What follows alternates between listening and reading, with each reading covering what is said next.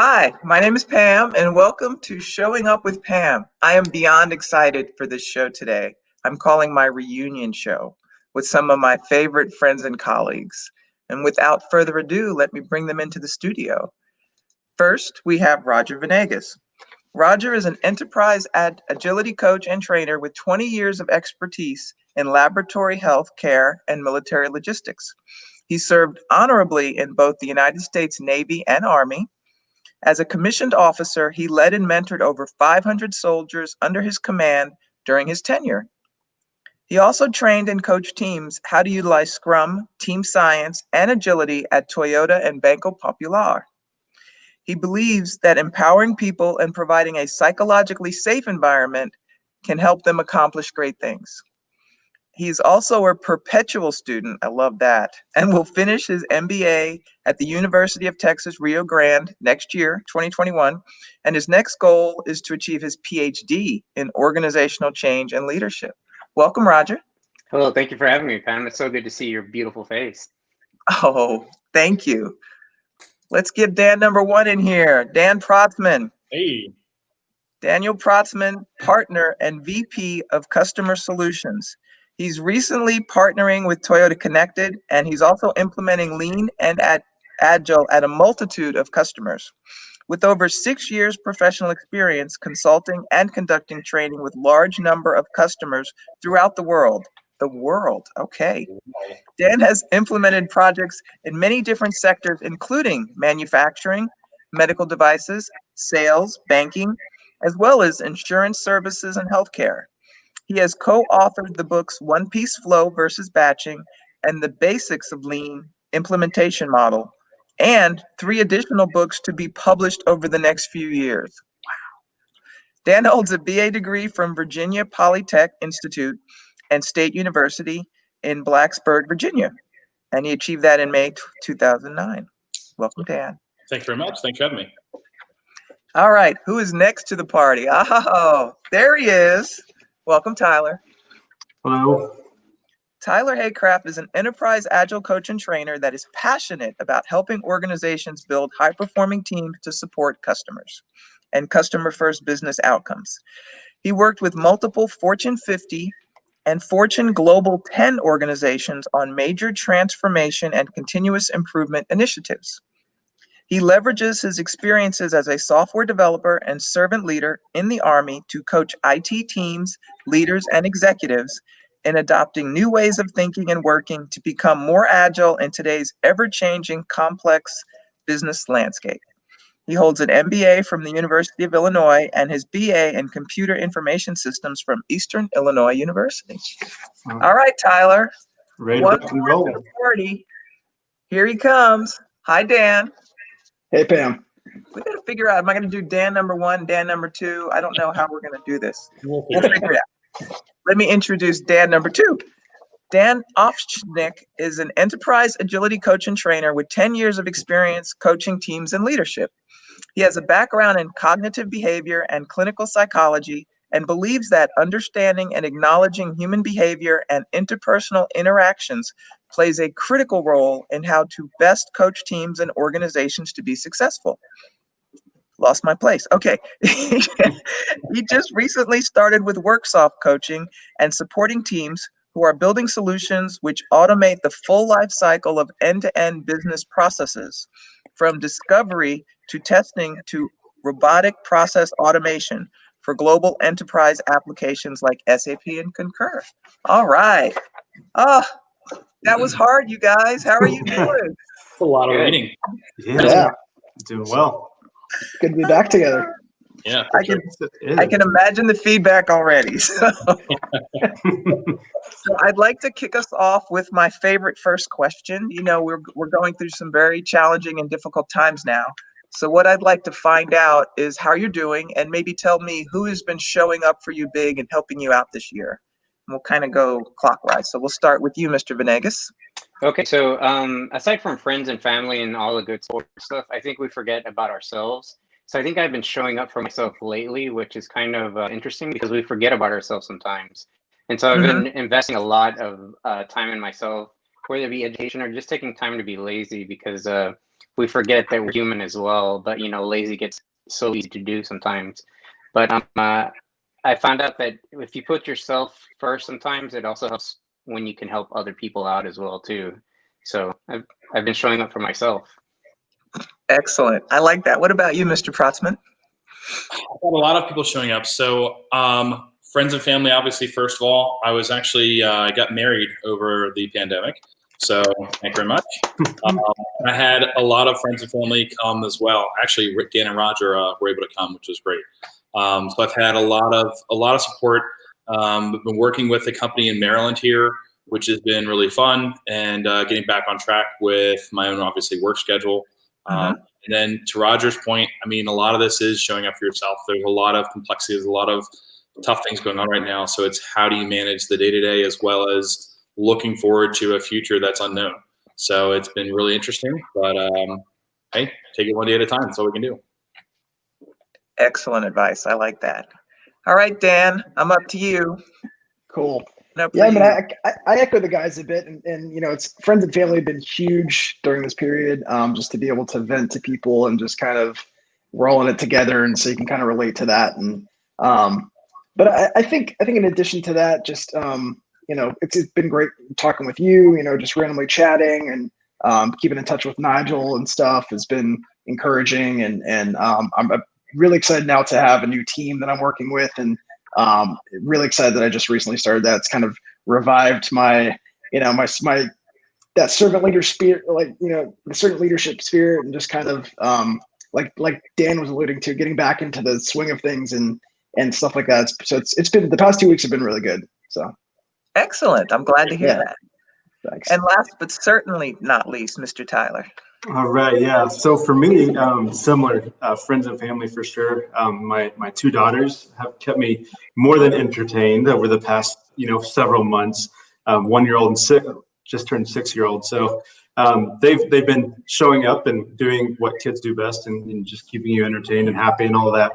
On a professional side, though, outside of this great coaching team, so when we all parted ways and we're no longer working together, I was pretty disappointed not to be working with all of you with great coaches, but I did get the opportunity to join another great coaching team, and met a fellow coach who had a similar IT background. And so had a little 5-week span where I was out of employment between some consulting gigs. And so partnered up with him, did some programming, got some of my IT hat back on, did some, built some pipelines and did some things that I enjoy doing, kind of brushed up on some of my technical skills. But him and I have been staying in contact and working on some stuff on the technical side of the house. And so I'd say he's been showing up for me and just supporting me and my continued journey here. And then lots of fellow coaches I'm working with now at Fidelity Investments, an amazing coaching team there too. So this team is absolutely not replaced. They're irreplaceable, but good to kind of grow that network. Wonderful. That's great. Sounds like you have a great situation. Oh, I'll brush this off now. So yeah, I would agree with you. There's probably not going to be a team like this anytime soon built, but I was thinking about back to our previous engagements, and I'm curious to find out from you guys as you joined, because we all joined at different times. I think Roger, you were first, and then kind of Dan and Tyler and me, and then Dan number 2, you kind of came in a little bit later. So I'm curious, as you joined and you were kind of on the scenes and we're working to coach and train teams, what you thought the biggest challenge was as you got there and you sort of saw the landscape and what we were doing. Roger, you're first. I think that there wasn't difficulty. It was just learning to adapt to the system that you were in, because I think so many times as human beings we're accustomed to having constructs done for us, and so when we have amazing leaders that allow us to engage in non-constructive learning, you learn the most from that avenue. So for me at the initiation, it was kind of like I was extremely uncomfortable, but like it's in that uncomfortableness that you grow. And I learned I had to grow really quickly within 2 weeks to make sure that we had engagement with our client and also just engagement across the platform to ensure that we had a landing page for all of us to come onto. So for me, it was just kind of understanding myself, understanding what the needs were, but putting those needs for the customer first. And so that was very, very eye-opening for me. Okay. What about you, Dan, down in the corner? Yeah. So for me, it was probably the whole scale of it. I had always worked with, maybe 3 or 4 teams max at the same time. And going into what we were doing with TFS, it was a pretty large, substantial kind of engagement. And it wasn't just the kind of the scale of that, but it was also, for me, was like coaching and training, 50, 60 people in a single room was definitely something that I was not comfortable with at first. And I think after having done that, though, it's made it so much easier for me to go in there confidently and know that I have the knowledge and that I've had the experience and I've had the conversations. So that to me was probably the scariest, but also the best thing I took away from it was being able to have sort of confidence and courage to go do something like that again. Excellent. What about you, Tyler? Yeah, so for me, going into a new engagement, and not having been there right from the get-go, not completely understanding if they fully embraced or understood the need or the why behind the transformation, and if it was just another thing they're doing or another organizational design construct that they're going through. So understanding that first, and then understanding if they saw what we were presenting to them as being true painkillers or more vitamins and just kind of nice to haves.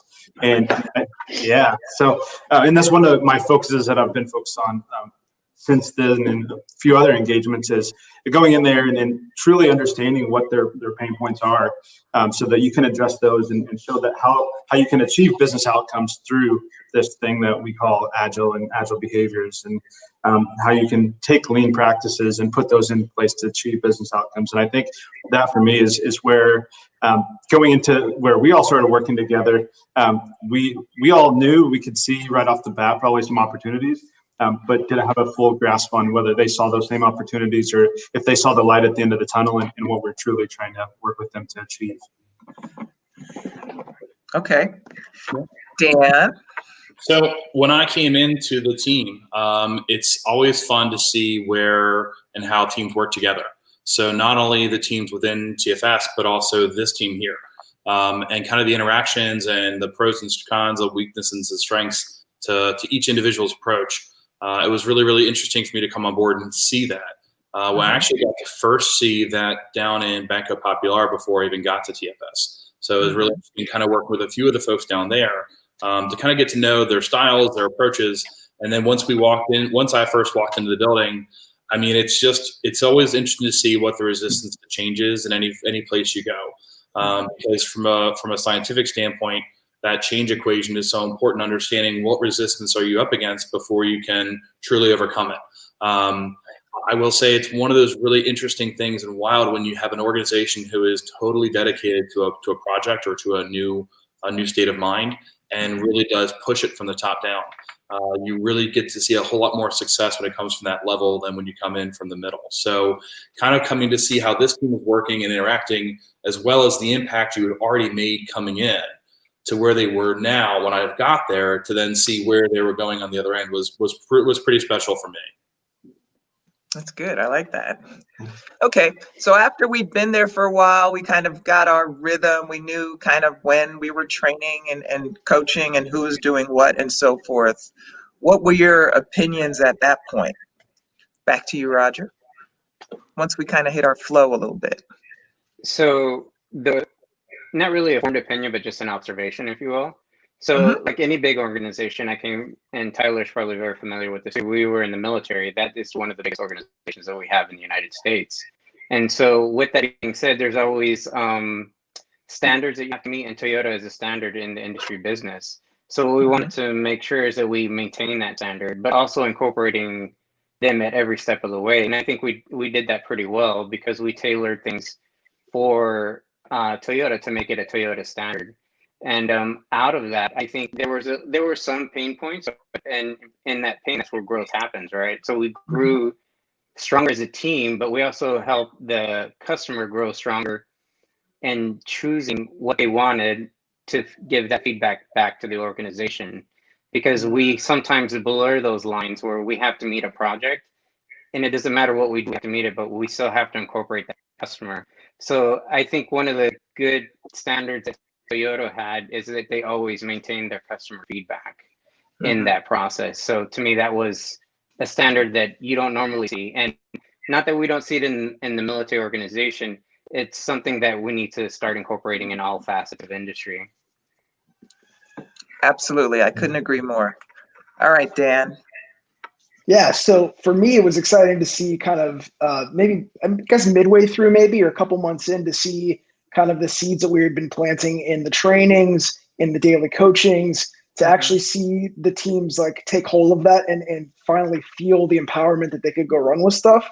So it was cool to see some of the, not only just the teams, but like individuals in those teams, like really like flourish, take hold of it, ask questions, start doing kind of what we were teaching them and coaching them on, and kind of running with it themselves, which to me is like the sign of a successful, I guess, teaching or coaching to somebody, is to have them kind of take what you've taught them and then go run with it. So to me, that was super cool to see, especially at that scale. So excellent.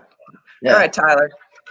Yeah, so for me, it was kind of transitioning from early stages. We're kind of outsiders, trying to work our way in, and it's almost feeling a little forced, a little uninvited to be there. To, like Dan said, a few months in, or a month or so in, where it started to really form into a partnership, and it wasn't so much of us pushing. I mean, we're still conducting the trainings and all of that, but from a coaching perspective, especially, we're starting to get pulled in and almost part of the bloodstream there, where they were seeing us and the value that we were trying to help them add to what their capabilities were. And so I think that partnership and how we are able to then, kind of amplify some opportunities for them and really coach them towards changing some things, even following the training, and taking their learnings and continuing to adapt them based on their specific context and the challenges they were facing. So I think that's what I saw, as we got in there, is that partnership forming.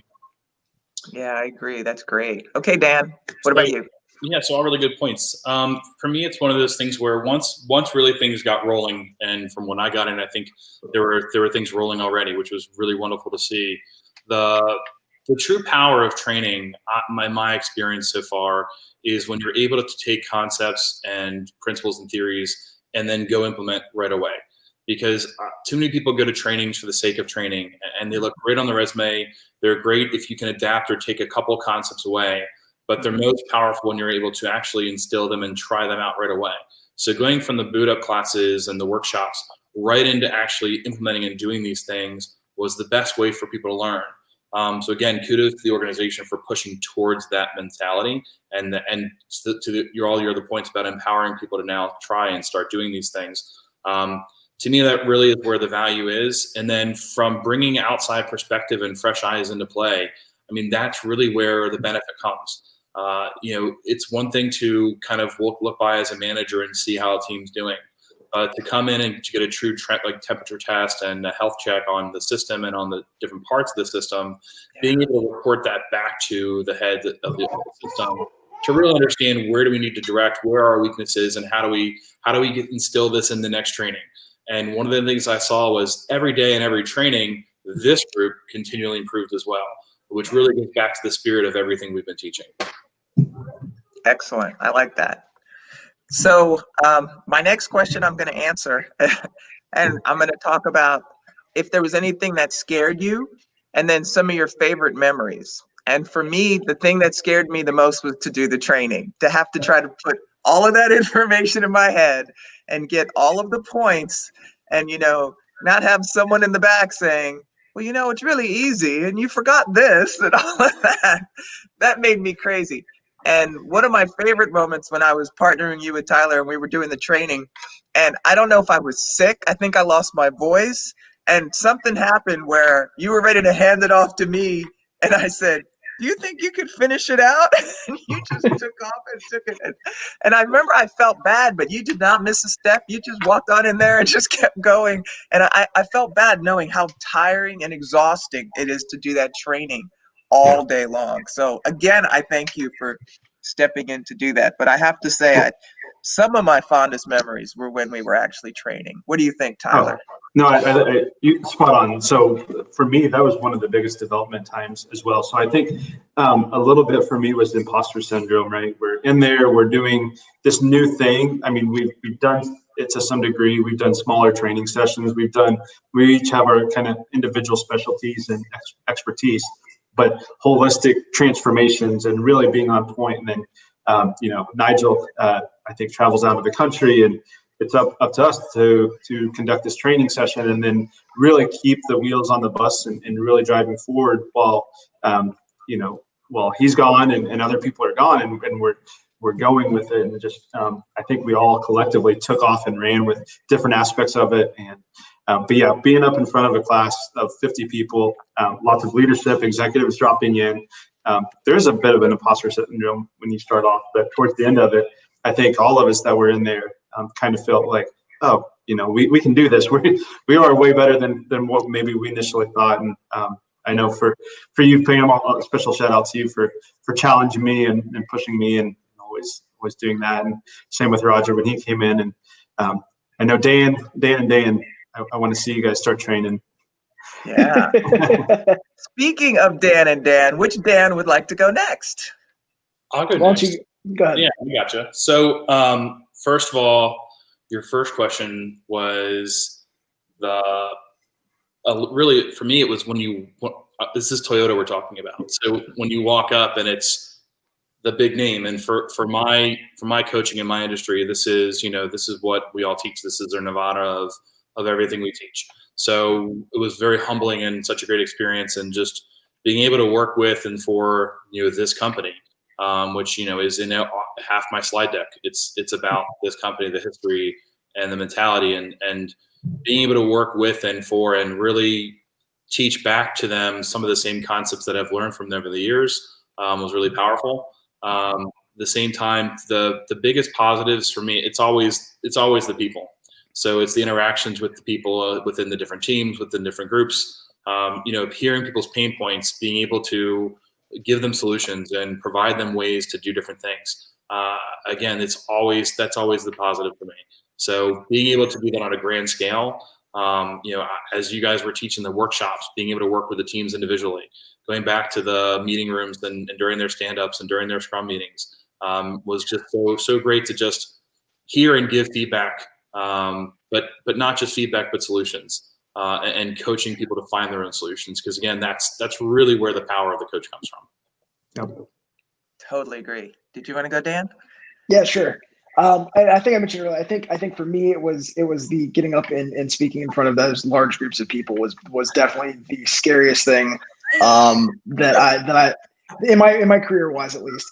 But again, it was probably the biggest, most impactful thing in my career that I could have done was to be kind of given not only the opportunity, but also, like Tyler, when you mentioned Nigel was leaving, it was kind of like he had to go do these things for the company as well, right? But he also was like, I trust you guys can do this. Right. And so it was like the kind of the okay and the approval of Nigel to say, who I looked up to and learned so much from in my career, to like, go do it. You guys know how to do this, So right. It was super cool to get the support from him. And I think that gave me the courage to do it. In terms of favorite memories, is just kind of those, like, probably besides just kind of the obvious stuff, just the in between the meetings and stuff with you guys chilling and just talking and having fun and bouncing stuff off each other. I learned a ton from Dan when he was there, which is so cool in terms of lean philosophies and different things that I had never really been exposed to at that level. So I learned a ton from him. But yeah, I think it was just kind of being around other very smart, witty, fun people made the job really nice and fun. Amen. Okay, Roger. Yeah. I think the most memorable for me is, of course, meeting all of you guys, but also getting the opportunity to just kind of learn in a different space with the same tools.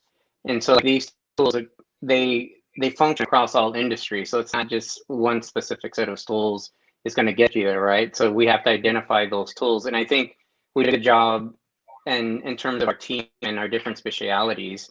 We became very cross-functional to the point where we almost finish each other's sentences. And that's what you really want to develop, not just in a coaching team, but in an organizational standpoint as well, right? To have that safety to say, you know what, I really can't do this. And Tyler would pick this up, or you would pick this up, or I need you to cover my teams. So outside of just the general standard knowledge that we were portraying, we were also practicing it.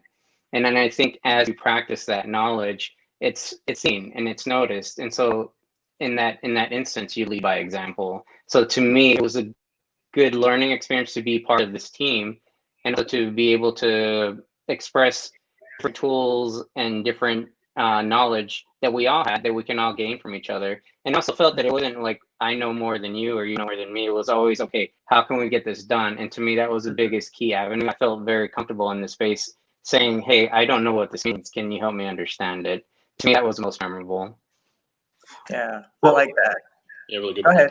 I was going to add on to that because I think one thing this team did really well that I appreciated was we challenged each other. So we didn't always just fall in line like, oh yeah, I agree. Like we disagreed.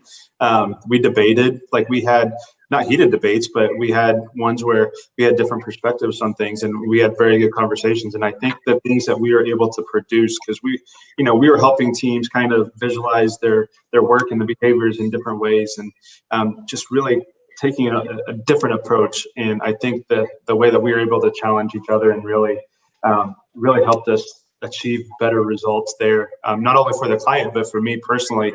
Like the amount of development, I think, what was it, 7 or 8 months that we were together, I think that is the most that I've developed in my entire career over the course of 15 years.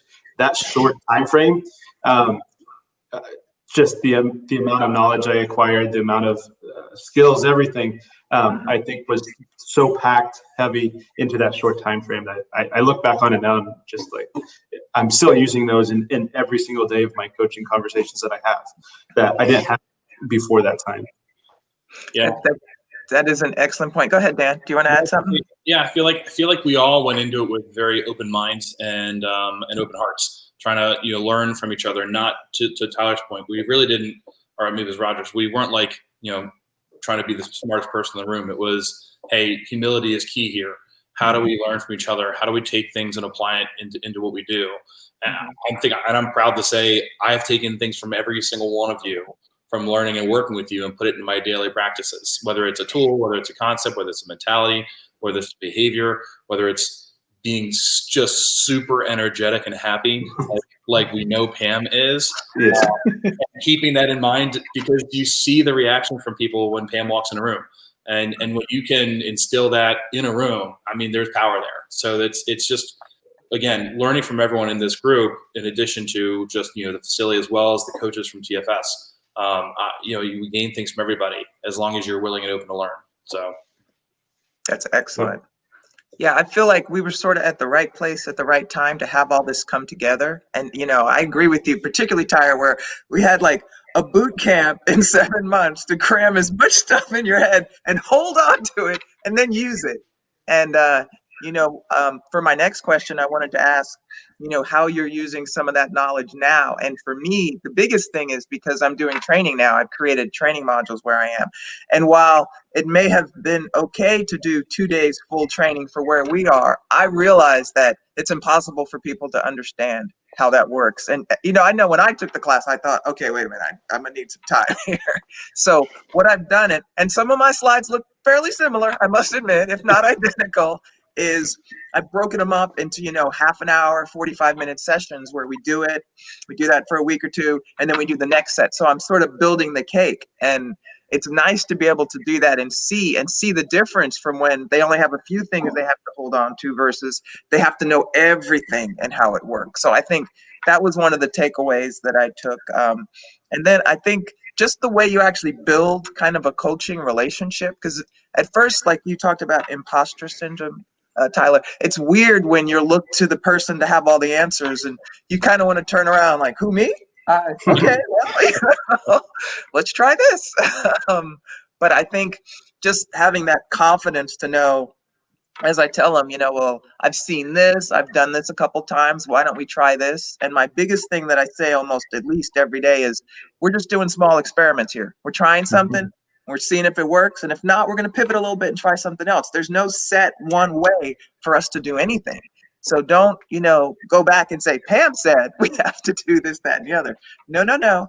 I think those are my biggest takeaways from that.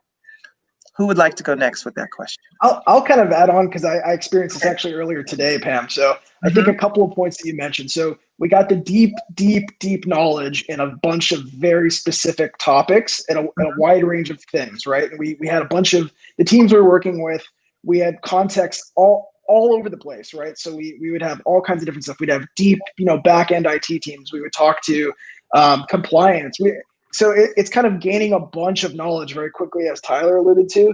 I think what I'm using now is kind of what you alluded to, especially with COVID now, is the consumption and attention rates of people. You have to bring it down into smaller kind of modules, right? So like today I talked about estimation, velocity, and briefly touched on definition of ready and definition of done with my teams and said, hey, we'll go into these deeper, but before this next refinement, I wanted to expose you guys to these things and make sure we all have the same kind of mindset, right? So I think COVID really changed that too in a lot of ways. And so I think just being able to adapt in that way is huge, and being able to show the teams that it's okay. And I actually said the same thing to my new team today was we're doing a bunch of experiments. If it doesn't work, we're going to try something new. So that's why as soon as you said that, I was like, I literally had that conversation a couple hours ago. So I think that's really at the heart of what agility is being able to adapt and do that and be able to do that with the team and help them through that. So excellent. I like that point. Who else wants to go? I can chime in. So Okay. we were fortunate enough to get to go to Puerto Rico and assist Banco Popular. So it was good to see the distinction between organizations, how one organization functions versus the other. Of course, there's no comparison, but as a coach, you learn how, and what I've learned from all of you, but primarily from Dan, has shown us in his methods of teaching, you always need to listen to understand. So when we engaged our Banco Popular personnel, we were listening to them, and we listened very well. And once we listened, we kind of digested that information. And I think when you're put into an organization to do a transformation rather quickly, you're in rapid fire. Let me do this. Let me do this. I'm hearing you. Let me do this. Let me do this. I'm hearing you. Let me do this. We really need to take a step back and listen to what they're saying and understand what they're trying to tell us. Because they told us that they would want a white house. They really just needed a white seat. But we built them a white house. And so when we went to Banco Popular, we learned, okay, these frameworks, these tools, and these knowledge that we bring with us, they might not need all of it. So we need to pick the knowledge. We need to pick the tools that they want to use, not the ones that we suggest to them. Because in that, like what you guys are saying, these are small scientific projects. Because once we start dictating these scientific projects to an organization or a group of people, it's no longer a learning model, it's a construct. And so when they learn through this process, and what we've been taught is when you fail and you learn something, you're a little bit smarter. And so that whole key concept right there has been something that I've utilized in small engagements that I've done. And because we live in a different world now, we have to coach over, Zoom, and we use a lot of different scenarios. So how do you keep the attention of people? So learning to listen to people and understand what they're saying is like super key. And that's what I've been using just to kind of chug along in these small onesie engagements that people call you upon for. That's great. I like that. Okay, Dan or Tyler, who wants to go? I can go next. So building on your concept there, Roger, I mean, what you're talking about is that MVP, that minimal viable product, right? What's necessary to do. I think it's fun because from what I do every day, I'm always with different organizations. So my job is to put myself out of business. So I'm in a place, with a company, and it's let's get these things going, let's get the product going, and I'm typically at that startup motion where I'm really kicking things into gear. And then as soon as the engine gets going, it's my time to pull out and make sure that the engine's going to keep running. So it was fun for you all, or for me to see you all having to approach something from an outsider point of view, because for me, it's what I do all the time. And when you're an outsider, that imposter thing that Tyler was referencing, I mean, I am an imposter all the time. So how do you quickly assimilate and become into as part of the team where they listen to you, but at the same time, you need to listen to them, as Roger's saying. You can't go in there somewhere pushing a prescription. You need to go in there, really understand what their needs are, what they want, and teach them in ways that they see the benefits. And the more you do that, the more success you get. The number one rule of a change agent is survival. So you can't go in preaching something or pushing something that they don't want to hear. Even if you know they need it, build to it. Get them minimum wins, get them things moving in the right direction. Once you have things going, then you'll get the buy-in, then you start working with them. Again, it's all about overcoming that resistance, which we all have, internal, external, we all have resistances. So as far as the takeaways, working with the team in Banco Popular and then going right into TFS afterwards, I mean, literally totally different cultures, totally different systems, businesses, and people, but all the problems are still the same. So what it really goes to show is, and I find this with every company I work with, it's not the people, it's the processes, and there are processes built that are just have issues all over the place. So you have to step back, you have to dissect the problems within the processes. We did that with the lean team, Roger and Dan, with Banco Popular. There was remember the one issue with their mail system for some of the banks. They were getting return mail, and it was a huge issue. And we root cause problem solved with their two team members. Within an hour and a half, we found the root cause of the problem that they've been looking for 2 years. So it's one of those things when you can really, really dig in quickly when you're listening, you really find a lot of really great solutions. So it's one of those things where you can see it in every organization, and it was encouraging for me to see even at Toyota similar problems exist, that no one's immune. No, you can't escape these things because people are people.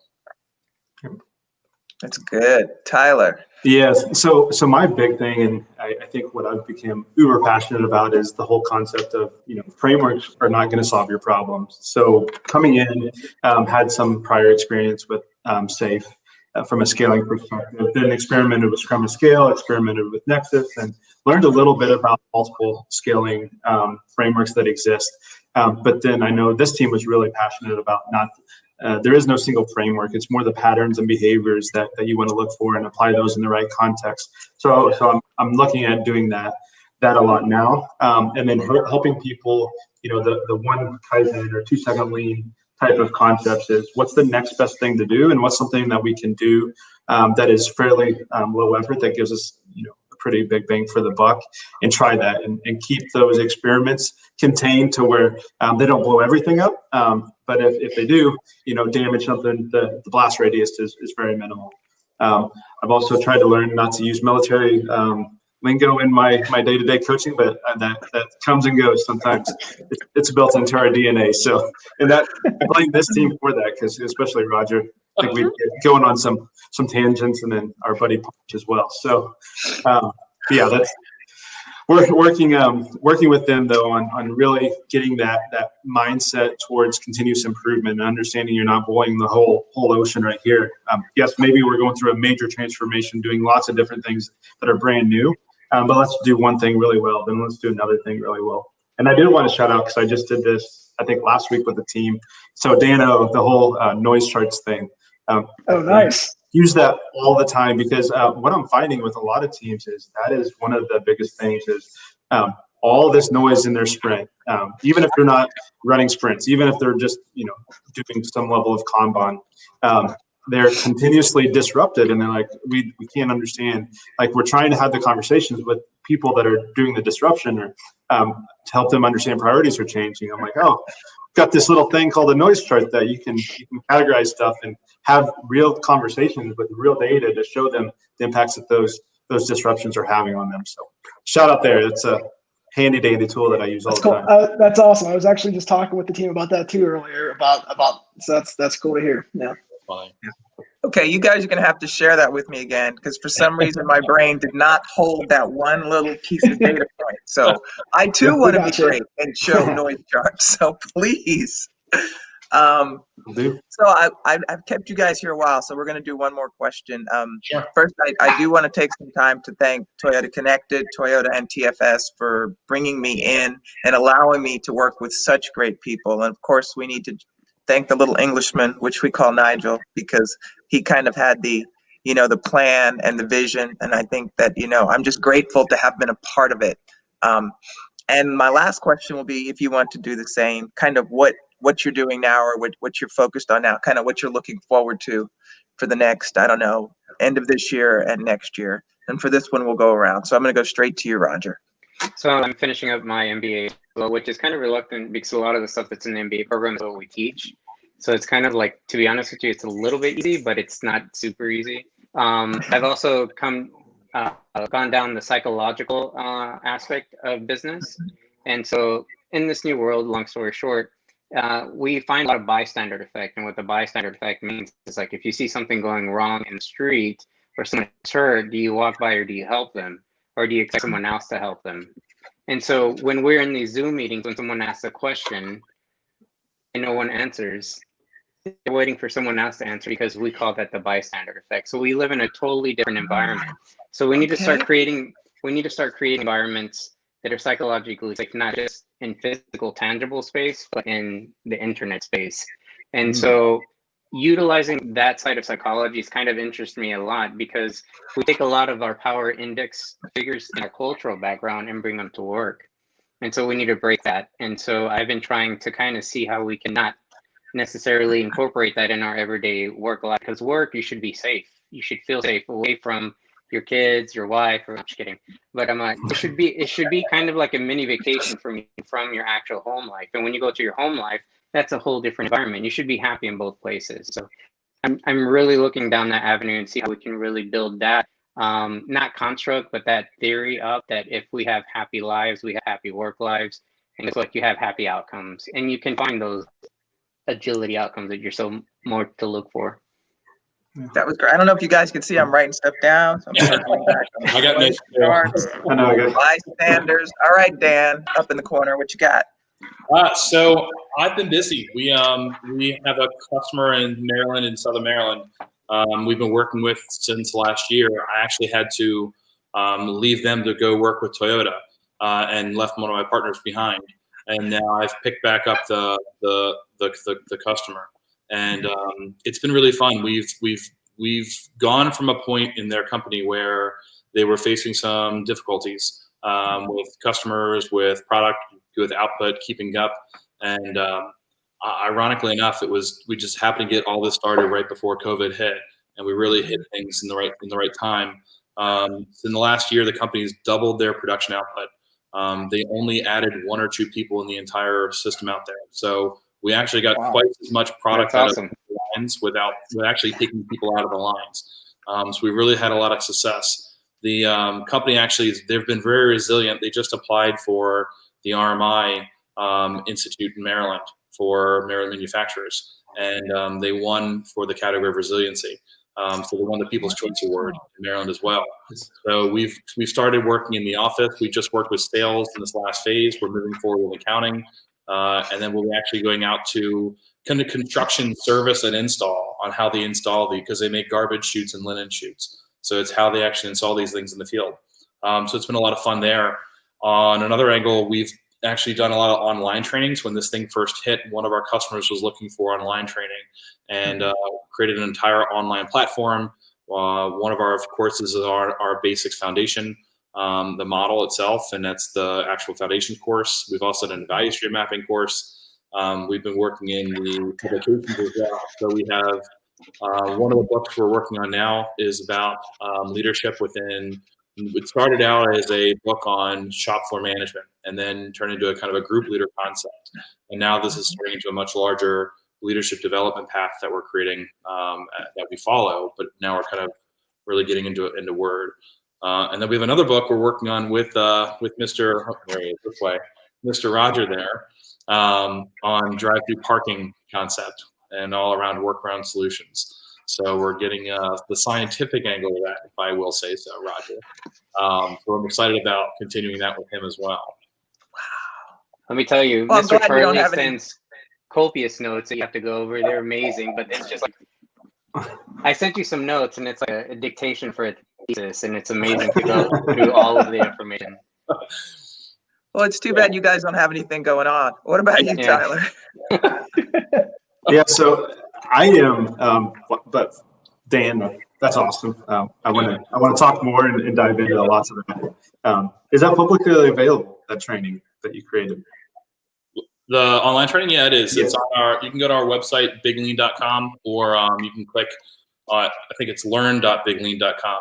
Yeah. They're both available. And for anybody who wants to take the take the class, I'll give a 50% off coupon for if they're watching.